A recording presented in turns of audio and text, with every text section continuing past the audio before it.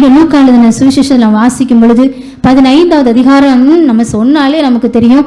அங்கு 2 குமாரர்களுடையதான ஒரு தகப்பனை குறித்தும் மிக முக்கியமாக அந்த இளைய குமாரனை குறித்தும் நம்ம அறிந்து கொள்கிறோம். அந்த இளைய குமாரனுக்கு தகப்பனோடு கூட அவ்வளோ நிறைவான ஆசீர்வாதத்தில் சந்தோஷமாக இருக்க விரும்பாம துன்மார்க்கத்தின் வஞ்சனையில் அவர் விழுந்தார். அந்த இளைய குமாரன் எந்த வஞ்சனையில் விழுந்தாரா? துன்மார்க்கத்தின் வஞ்சனை. இன்னைக்கும் வாலிப பிள்ளைங்களுக்கு துன்மார்க்கத்தின் வஞ்சனையில போய் விழுகிறது ரொம்ப லகுவா, ரொம்ப ஈஸியா இருக்கும். ஆமென், அல்லேலூயா, அல்லேலூயா. அந்த துன்மார்க்கத்தின் வஞ்சனையில போய் விழுந்ததான அந்த இளைய குமாரனுக்கு கடைசியில பன்றியின் தவிடு கூட கிடைக்கல. அல்லேலூயா. அந்த அதிகாரத்தை வாசிக்கும் தெரியும். பன்றியின் தவிடு கூட கடைசியில கிடைக்காம மீண்டும் புத்தி தெளிந்தவரா என்ன செய்கிறார்? இங்க வருகிறார். ஆமென், தகப்பனுடைய வீட்டுக்கு வருகிறார். ஆமென், அல்லேலூயா, அல்லேலூயா. என்னைக்கும் நம்முடைய சபையிலையோ வெளியிலையோ நம்முடைய உறவுகள்லையோ துன்மார்க்கத்தின் வஞ்சனையில பிடிபட்டிருக்கிறதான வாலிப பருவத்தில் இருக்கிற பிள்ளைகளுக்காக நம்ம செபிக்கணும். ஆமென், அல்லேலூயா. புத்தி தெளிந்தவர்களாய் தகப்பனுடைய வீட்டுக்கு வரணும். ஆமென், அல்லேலூயா. அதே போல அநேக வாலிப பருவத்தில் இருக்கிற பிள்ளைகளுக்கும் சொல்லுகிறதான ஒரு காரியம் என்னன்னா, வஞ்சனையின் முத்தத்தை கொடுத்ததான அப்சலோமின் முத்தத்துக்காக ஏங்கி தவிக்கிறவர்கள் உண்டு. ஆமென், அல்லேலூயா. என்ன வஞ்சனையான முத்தம் அது. ஆமென், அல்லேலூயா. தாய் தகப்பனுடைய அந்த முத்தத்தை அலட்சியம் பண்ணி அப்சலோமின் முத்தத்திற்காக ஏங்கி மரத்துல தொங்குகிற ஒரு அனுபவம். ஆமென், அல்லேலூயா. தேசத்துல இன்னைக்கு நிறைய பேர் தற்கொலையில மாட்டிக்கிறாங்க. ஆமென், அல்லேலூயா. அப்படிப்பட்டதான அனுபவம், அப்படிப்பட்டதான வஞ்சனையின் முத்தத்துல நம்முடைய பிள்ளைகள், வாலிப பருவத்தில் இருக்கிற பிள்ளைகள் என்ன செய்யக்கூடாது? விழுந்து போகக்கூடாது. ஆமென், அல்லேலூயா. இருக்கிற வாலிபர்கள் தீர்மானத்தோடு கூட நம்ம முன் செல்லணும். நம்ம இன்னைக்கு படிச்சோம் சங்கீதத்துல, அவர் தாவீது எப்ப பார்த்தாலும் ஜெபத்தை முன்வைக்கிறதுக்கு முன்னாடி தீர்மானத்தை முன்வைப்பார். ஆமென், அல்லேலூயா. தீர்மானங்களோடு தான் ஜெபத்துல பிரவேசிப்பார். ஆமென், அல்லேலூயா. இங்க நம்ம பார்க்கிறோம் பெனாயா இந்த வலிமையாகிய மாம்சத்தின் இச்சையையும் இந்த வஞ்சனையாகிய கண்களின் இச்சையையும் அவர் என்ன செய்தாரா? ஜெயித்தார். ஆமென், அல்லேலூயா. யெகோவை குறித்து நம்ம வாசிக்கிறோம். 2 ராஜாக்கள் வாசிக்கிறோம். 2 ராஜாக்கள் 9வது அதிகாரம் 30வது வசனத்தில் நாம் வாசிக்கும் பொழுது, அதை எசபேல் கேட்டபோது தன் கண்களுக்கு மையிட்டு தன் தலையை சிங்காரித்து கொண்டு ஜன்னலுள்ளே எட்டி பார்த்து, இங்கே ஒரு வசனத்தில் வாசிக்கிறோம், யெகூ இஸ்ரேலுக்கு வந்தான். ஆமென், அல்லேலூயா, அல்லேலூயா. யெகூ யாரு? கர்த்தரால் அபிஷேகம் பண்ணப்பட்டவன். அந்த அபிஷேகத்தோடு கூட இஸ்ரேலுக்கு அவர் வருகிறார். உடனே அதை கேட்ட எசபேல் என்ன பண்றா? அதே வசனத்தில் அதை எசபேல் கேட்டபோது உடனே அவ என்ன செய்யல? ஒருவேளை நம்ம ஆகாப் அல்லனா அரசனா இருந்த ஆகாப் மரித்தார், இவன் எதற்காக வருகிறான் என்பதை என்ன செய்யல? உடனே போய் விசாரிக்காம அதை கேட்டவுடன் அவன் செய்கிறதான மிக முக்கியமான காரியம் என்னன்னா, அந்த வசனத்துல வாசிக்கிறோம், தன் கண்களுக்கு என்ன செய்கிறாளாம்? மையிட்டு தன் தலையை சிங்காரித்து கொண்டு ஜன்னல் வழியா எட்டி பார்த்து. ஆமென், அல்லேலூயா, அல்லேலூயா. ஏற்கனவே இவ எசபேலுக்கு அவ அரசி, அவ ராஜாத்தி என்கிறதான வலிமை அவள்கிட்ட இருக்கு. ஆமென், அல்லேலூயா. ஏற்கனவே அவள்கிட்ட மாம்ச பலன் இருக்கு, மாம்சத்தின் இச்சை இருக்கு, அந்த வலிமை அவள்கிட்ட இருக்கு. கூட அவன் என்ன செய்யறா? இவன் சும்மா சாதாரணமானவன் கிடையாது, கொஞ்சம் பராக்கிரமசாலி தான் இந்த யெகூ. ஆனா அவனுக்குள்ள இருக்கிற அபிஷேகம் இவனுக்கு என்ன செய்யல? தெரியல. ஆனா இவன் என்ன செய்யறான்? பார்த்த உடனே இவனை தன்னுடைய யெகூவை, அபிஷேகம் பெற்றதான யெகூவை தன்னுடைய மாய வலையில, வஞ்சனையான வலையில வீழ்த்தும்படியாய் விழ தள்ளுவதற்கு ஏதுவாய் இவன் என்ன செய்யறா? மையிட்டு தன் தலையை சிங்காரித்து ஜன்னல் வழியா என்ன செய்யறாளாம்? கண்களை, ஏசாயால சொல்ற மாதிரி கண்களை மறுட்டி பார்த்து என்ன செஞ்சிருப்பா? பார்த்திருப்பா. ஆமென், அல்லேலூயா. ஆனா அபிஷேகம் பெற்ற யெகூ என்ன செய்கிறா? அவளை விழ தள்ளும்படியா சொல்லுகிறார். அவ கீழே விழுகிறா. அடுத்த வசனங்களை வாசிக்கும்போது தெரியும், அவளை மிதித்து அவன் பிரவேசித்தானா. ஆமென், அல்லேலூயா. ஒரு யெகூ வலிமை, ராஜாத்தி என்கிறதான வலிமை அல்ல மாம்சத்தின் இச்சையையும் அவர் என்ன செய்தார்? இங்கேயும் ஜெயிக்கிறார். ஆமென், அல்லேலூயா. வஞ்சனையான பார்வையோடு கூட இவனை யெகூவை விழத்தொள்ளுவதற்கு ஏதுவாய் அவள் சிங்காரித்து வந்ததான அழகோடு, வஞ்சனையோடு, சௌந்தரியத்தோடு வந்ததான அந்த கண்களின் இச்சை, அதையும் என்ன செய்தார்? இந்த யெகூ ஜெயித்தார். ஆமென், அல்லேலூயா, அல்லேலூயா, அல்லேலூயா. அப்ப இது எதற்குமே இந்த யெகூ என்ன செய்யல? வஞ்சிக்கப்படல. ஆமென், அல்லேலூயா. வஞ்சிக்கப்படாமல் எச்சரிக்கையாயிருந்து ஜெயித்தார். சத்தமா அல்லேலூயா சொல்லுவோம். நம்ம இந்த வார்த்தையை சொல்லுவோமா? வஞ்சிக்கப்படாம எச்சரிக்கையா இருந்து ஜெயிக்கணும். ஆமென், அல்லேலூயா. இதே மத்தேயு எழுதின சுவிசேஷத்தில் நாம் வாசிக்கும் பொழுது ஆண்டவரை இயேசு கிறிஸ்து 4வது அதிகாரத்தில் நாம் வாசிக்கிறோம். 4வது அதிகாரம் 8லேருந்து 10 வசனங்கள் வரைக்கும் வாசிக்கும் பொழுது ஆண்டவரை இயேசு கிறிஸ்துவை சோதிக்கும்படியா என்ன செய்யறான்? சாத்தான் சோதிக்கிறதை பார்க்கிறோம். ஒரு நிமிஷம் அல்லனா இந்த உலகத்தினுடைய மகிமை அல்லனா ராஜ்யத்தினுடைய மகிமை காண்பித்து என்னை தாழ விழுந்து பணிந்தா போதும் அப்படின்னு சொல்லி என்ன செய்கிற இந்த சாத்தான் சொல்லுகிறான். ஆனா இயேசு கிறிஸ்து என்ன செய்தார்? வார்த்தையினால் ஜெயித்தார். ஆமென், அல்லேலூயா, அல்லேலூயா. தன்னுடைய கண்களின் பார்வையில ஆண்டவர் இயேசு கிறிஸ்துவுக்கு முழு மனுக்குலமும் தெரிகிறது. ஆமென், அல்லேலூயா. அதற்காக என்னுடைய முழு ரத்தத்தை நான் சிந்துவதற்கு தேவனுடைய சித்தமாக இருக்கிறது. ஆமென், அல்லேலூயா. அதை விட்டுட்டு நான் சும்மா பார்க்கிற இவ்வளோ ராஜ்யத்திற்காக மட்டும் நான் இவனை என்ன செய்யக்கூடாது? விழுந்து பணியக்கூடாது. ஆமென், அல்லேலூயா. வார்த்தை நான் சாத்தானை ஜெயித்தார். ஆமென், அல்லேலூயா, அல்லேலூயா. ஒரு தூர தரிசனத்தோடு கூட ஆமென், அல்லேலூயா. தன்னை குறித்து பிதாவின் சித்தம் என்ன என்பதை சரியாய் அறிந்து கொண்டார். ஆமென், அல்லேலூயா. சரியாய் அறிந்து கொண்ட இயேசு கிறிஸ்து முழு மனுக்குலத்தையும் கண்ணோக்கி பார்த்தார். ஆமென், அல்லேலூயா, அல்லேலூயா. வார்த்தையினால் அவர் ஜெயித்தார். ஆமென், அல்லேலூயா. ஆகவே தான் ஆண்டவர் இயேசு கிறிஸ்து மத்தேயு எழுதின சுவிசேஷத்தில் சொல்லும் பொழுது நீங்கள் என்ன செய்யாதீங்க?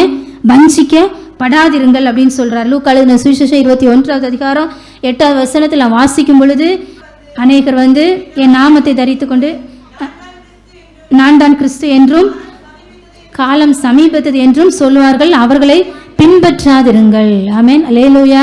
ஆண்டவர் இயேசு கிறிஸ்து ஊழியம் செய்த நாட்களில் தெளிவாய் சொன்னதான ஒரு காரியம் மனம் திரும்புங்கள் என்று சொல்லுகிறார். அதுக்கடுத்து நீங்கள் என்ன செய்யுங்க? வஞ்சிக்கப்படாதிருங்கள். ஆமென், அல்லேலூயா. வஞ்சிக்கப்படாதபடிக்கு என்ன செய்யணுமா? எச்சரிக்கையா இருக்கணும். இன்னொரு வசனத்தில் சொல்ல, நான் உலகத்தை ஜெயித்தேன். ஆமென், அல்லேலூயா. அவர் ஜெயித்தார்னா அந்த ஜெயிக்கிற அதிகாரத்தை கர்த்தர் நமக்கு தருகிறார். ஆமென், அல்லேலூயா, அல்லேலூயா. இன்னும் சொல்லும்போது உபாகமம் 11:16 வசனத்தில் வாசிக்கிறோம், உங்கள் இருதயம் வஞ்சிக்கப்படாமலும். ஆமென், அல்லேலூயா. உலகத்தில் உள்ளதான எந்த ஒரு மாய வலைகளிலும் நம்முடைய இருதயம் வஞ்சனையிலும் நம்ம என்ன செய்யணும்? நம்முடைய இருதயம் வஞ்சிக்கப்படக்கூடாது. நம்முடைய விசுவாசமே உலகத்தை ஜெயிக்கிற ஜெயம். ஆமென், அல்லேலூயா. இன்னும் மத்தேயு எழுதின சுவிசேஷத்தில் 24வது அதிகாரம் 24வது வசனத்தில் மார்க் 13:22 எல்லாம் ஆண்டவர் இயேசு கிறிஸ்து சொல்லும் பொழுது அப்படியே பைபிள் வச்சிருக்கிறோம், நீ சேர்ந்து வாசிப்போம். ஏனெனில் கள்ள கிறிஸ்துக்களும் கள்ள தீர்க்கதரிசிகளும் எழும்பி கூடுமானால் தெரிந்து கொள்ளப்பட்டவர்களையும் வஞ்சிக்கத்தக்கதாக பெரிய அடையாளங்களையும் அற்புதங்களையும் செய்வார்கள். ஆமென், அல்லேலூயா. இன்னைக்கு உலகத்தில் அப்படிதான் நடந்துட்டு இருக்கு. அநேகர் வஞ்சிக்கப்பட்டு போயிட்டு இருக்கிறதை பார்க்கிறோம். அடையாளங்களையும் அற்புதங்களையும் கேட்டு வஞ்சிக்கப்படுகிறார்கள். ஆமென், அல்லேலூயா. யார் வஞ்சிக்கப்படுறாங்களா? தெரிந்து கொள்ளப்பட்டவர்கள். ஆமென், அல்லேலூயா, அல்லேலூயா. நம்ம எல்லாம் தெரிந்து கொள்ளப்பட்டவர்களா இவருடைய சமூகத்தில் இருக்கிறோம். ஆனா இப்படிப்பட்டதான வஞ்சிகத்தில் நம்ம என்ன செய்யக்கூடாது? விழுந்து விடக்கூடாது. ஆமென், அல்லேலூயா. அவற்றிற்கு நாம் எப்படி இருக்கணும்? எச்சரிக்கையா இருக்கணும். ஆமென், அல்லேலூயா, அல்லேலூயா. இன்னும் துருபதேச காற்றுக்கள் இன்னைக்கு தெரிந்து கொள்ளப்பட்டவர்களை வஞ்சக வலைக்குள் இழுத்து செல்லுகிறது. அது வாசிக்கிறோம். அப்போஸ்தலனாகிய பவுல் தீமோத்தேயுக்கு எழுதும் பொழுது அதை அழகாய் சொல்லுகிறார். 1 தீமோத்தேயு 4வது அதிகாரம் 1வது வசனத்தில் வாசிக்கிறோம், சிலர் வஞ்சிக்கிற ஆவிகளுக்கும் பிசாசின் உபதேசங்களுக்கும் செவி கொடுத்து விசுவாசத்தை விட்டு விலகி போவார்கள். தெளிவாய் சொல்லுகிறார். விசுவாசத்தை விட்டு வஞ்சிக்கப்பட்டதான சிலர் வஞ்சிக்கிற ஆவிகளுக்கும் பிசாசின் உபதேசங்களுக்கும் செவி கொடுத்து. ஆமென், அல்லேலூயா. எங்க செவி கொடுக்கணுமோ அங்க செவி கொடுக்கணும். ஆமென், அல்லேலூயா. இதுவரையிலும் கர்த்தர் நம்மை நடத்தினார். ஆமென், அல்லேலூயா. சத்தியத்தின்படி கர்த்தர் நம்மை நடத்தினார். நடத்தப்பட்ட சத்தியத்துல நம்முடைய கையில் இருக்கிற வேதாகமத்தினுடைய வெளிச்சத்துல கர்த்தருடைய வார்த்தைக்கு மாத்திரம் செவி கொடுக்கணும். ஆமென், அல்லேலூயா. வீணான மனுஷீக வார்த்தைகளுக்கு செவி கொடுத்து தேவையில்லாத உபதேச காற்றுகள்ல அலையுண்டு திரியக்கூடாதான். ஆமென், அல்லேலூயா, அல்லேலூயா. இன்னொரு வசனத்துல சொல்லும் பொழுது அது அந்த அலைகளை போல அலைந்து திரியக்கூடாதுன்னு சொல்லி வாசிக்கிறோம். அது அப்போஸ்தலனாகிய பவுல் எபேசியர்களை நிருபம் ஒரு வசனத்தை வாசித்து நாம் ஜெபிக்க போகிறோம். வேகமாக வாசிப்போம். எபேசியர் 4:14 வாசிக்கிறோம்.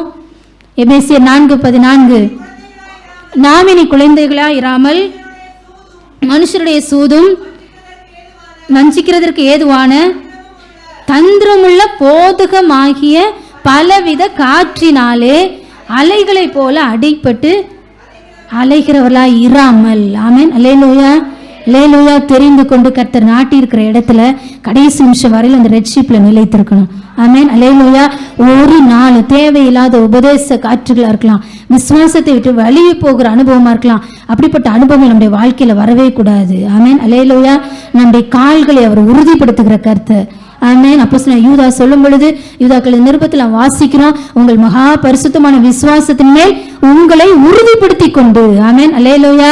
கர்த்தர் நம்மை உறுதிப்படுத்துகிற கர்த்தர். ஆமென். அல்லேலூயா. ஆவியானவர் நம்மோடு கூட இருந்தா வஞ்சிக்கிற வலைகளுக்கு நம்மை தப்புவித்து, ஆமென், அல்லேலூயா, எச்சரிக்கையா இருந்து அவரை போல ஜெயிக்கிறவர்களாய் மாற கர்த்தர் நமக்கு கிருபை செய்வார். ஆமென். அல்லேலூயா. அப்படியே முழங்கால் படிடும் வேகமா.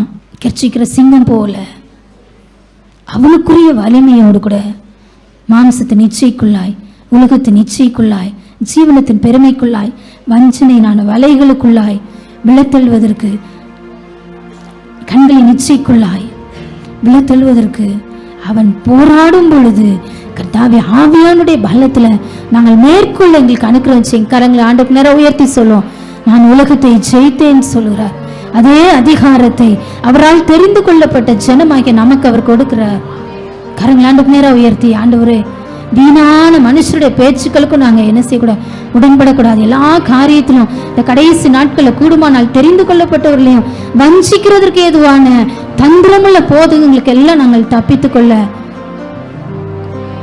எங்களுக்கு கர்த்தர் அனுக்கிரகம் செய்வீராக. கரங்கள் ஆண்டுக்கு நேரம் உயர்த்தி அர்ப்பணித்து செபிப்போம். ஆமென். நம்முடையவர்கள் அல்ல, அவரே நம் சரீரத்தின் சொந்தமானார். நம்முடையவர்கள் அல்ல, அவரே நம் சரீரத்தின் சொந்தமானார். வஞ்சிக்கப்படாமல் தீட்டுப்படுத்தாமல் பரிசுத்தம் காத்துக் கொள்வோம். பரிசுத்த ஜாதியாக தேவனின் ஆலயமே, பரிசுத்த ஆலயமே, மகிமையின் ஆலயமே, நாமே ஆலயமே, தேவனின் ஆலயமே, நாமினி நம்முடையவர்கள் அல்ல, அவரே நம் சரீரத்தின் சொந்தமானார். நாமினி சேர்ந்து சதுர உயர்த்தி சொல்லுவோம். அவரே நம்ம சரீரத்தின் சொந்தமான, ஆகவே வஞ்சிக்கப்படாமல் தீட்டுப்படுத்தாமல் பரிசுத்தம் காத்துக் கொள்வோம். பரிசுத்த ஜாதியாக வஞ்சிக்கப்படாமல் தீட்டுப்படுத்தாமல் பரிசுத்தம் காத்துக் கொள்வோம். பரிசுத்த ஜாதியாக தேவனின் ஆலயமே, பரிசுத்த ஆலயமே, மகிமையின் ஆலயமே, நாமே ஆலயமே, தேவனின் ஆலயமே, பரிசுத்த ஆலயமே, மகிமையின் ஆலயமே, நாமே ஆலயமே, தேவனின் ஆலயமே.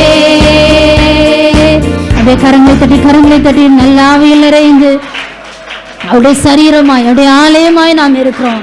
வஞ்சிக்கப்படாதபடிக்கு, தீட்டுப்படாதபடிக்கு, பரிசுத்த ஜாதியாய் இருப்பதற்கு என்று கர்த்தர் நம்மை தெரிந்தெடுத்திருக்கிறார். ஹல்லேலூயா, ஹல்லேலூயா, ஹல்லேலூயா. தெரிந்தெடுக்கப்பட்டவர்களும் வஞ்சிக்கப்படுவதற்கு ஏதுவான இந்த கடைசி நாட்கள்ல அவன் வஞ்சிக்கப்படாதபடிக்கு ஆண்டவரே உமக்குள்ளாய் நிலை நிற்க, விசுவாசத்துல நிற்க, நம்முடைய அன்பில வேறொன்றினவர்களாய் நிற்க கர்த்தர் எங்களை ஒவ்வொருவரையும் பலப்படுத்தும்படியாய் செபிக்கிறோம். ஆவியானவருடைய பலத்துல இன்னும் பலப்பட கர்த்தர் எங்களை ஒவ்வொருவரையும் பலப்படுத்தும்படியாய் செபிக்கிறோம். ஆமென். ஹalleluya ஹalleluya. நல்ல கரங்களை தட்டி வாழ்வு பிள்ளைகள் எல்லாம் ஆமென். துன்மார்க்கத்துக்கு ஏதுவான வஞ்சனையில விழுந்து போகாதபடி, அப்சலோமின் தேவையில்லாத உலகத்தின் முத்தங்கள்ல விழுந்து போகாதபடிக்கு ஆமென். ஹalleluya ஹalleluya. வாலிப பிள்ளைகள் தங்களை காத்துக்கொள்ள கர்த்தர் அனுக்கிரகம் செய்வீராக ராஜா. ஆமென். புதிய எண்ணெயால் நிரப்புவீராக, புதிய எண்ணெய் அபிஷேகத்தினால எங்களுடைய பிள்ளைகளை கர்த்தனை நிரப்புவீராக. கடந்து பண்ண எல்லா கர்த்தருடைய பிள்ளைகளை கர்த்தனை நிரப்புவீராக ராஜா. ஆமென். ஹalleluya ஹalleluya ஹalleluya. மகிமையான ஆலயமாய் ஆண்டவரே, பரிசுத்தத்தோடு பரிசுத்த அலங்காரத்தோடு ஆண்டவரே நீ ஸ்தோத்திரிக்கிற நாங்கள் காத்துக்கொள்ள கர்த்தர் எங்களை ஒவ்வொருவரையும் ஆளுகை செய்து நடத்தும்படியாய் ஜெபிக்கிறோம். தொடர்ந்து உடைய கரங்களை நாங்கள் தருகிறோம். நீர் எங்களை ஆளுகை செய்யும். தெய்வீக ஆளுகை ஒப்பு கொடுக்கிறோம். இப்பொழுது தெய்வீக சுகம், சமாதான, சந்தோஷம் எங்களை ஒவ்வொரு நிறைவாய் நிரப்பும்படியாய் ஜெபிக்கிறோம். தொடர்ந்து நாட்களில் ஜெயமாய் கடக்க நடக்க கர்த்தர் எங்களை ஒவ்வொருவரையும் ஆளுகை செய்து நடத்துவீராக. நான் உலகத்தை ஜெயித்தேன் என்று சொல்லி அந்த அதிகாரத்தை பெற்ற நீர் எங்களுக்கு அந்த அதிகாரத்தை கொடுத்திருக்கிறேன். ஜெயமுள்ள வாழ்க்கை வாழ வஞ்சிக்கப்படாதபடிக்கு எச்சரிக்கையாய் இருந்தேன். ஆமென். ஜெயமுள்ள வாழ்க்கை வாழ கர்த்தர் எங்களை ஒவ்வொருவரையும் பலப்படுத்துகிற உடைய கிருபைக்காய் ஸ்தோத்திரம். உங்களுடைய சமூகத்துல தாழ்த்தி தருகிறோம். நீர் தன்னை ஆளுகை செய்கிறார். நீ பிரேசுவ நாமத்தில் கேட்கிறோம் நல்ல பிதாவே. ஆமென். என் ஆத்மாவே கர்த்தரை ஸ்தோத்திரி. என் முழு உள்ளமே உடைய பரிசுத்த நாமத்தை என் ஆத்மாவே கர்த்தரை கர்த்தர் செய்த சகல உபகாரங்களை மறவார். ஆமென்.